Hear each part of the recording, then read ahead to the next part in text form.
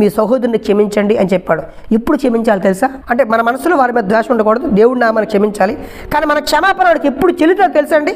Bible చూస్తే ఆశ్చర్యం వేస్తుంది. లూకా సువార్త 17వ అధ్యాయం 3వ వచనం చదువుతాం. ఇది గమనించండి. దొంగతనం చేశాడు వాడు. దొంగతనం తప్పురా నువ్వు చెప్పాలి. ఏం పర్లేదురా అన్నావు అనుకోండి, మళ్ళీ రేపు చేస్తున్నాడు. తప్పుని గద్దించి చెప్పాడు. వాడు మారు మనసు పొందితే ఓకే, మళ్ళీ అన్ని పనిలో పెట్టుకో. యేసుప్రభు క్షమించమంట కదండి, జీవితాంతం క్షమించమంట కదండి. ఇప్పుడు క్షమించాలి. వాడు ఏడు సార్లు తప్పు చేశాడు. 7 సార్లు మారు మనసు పొందాలి, అప్పుడు క్షమించు.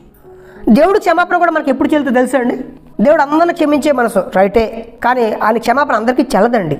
ఎప్పుడు వాడు మారు మనసు పొందుతాడో అప్పుడే క్షమాపణ చెల్లుతుంది. ఒకవేళ దేవుడు అందరిని క్షమిస్తే అందరూ ఎక్కడికి వెళ్ళాలి? పరలోకం వెళ్ళాలి. ఎవడు నరకానికి వెళ్ళకూడదు. ఎవరికి రక్షణ?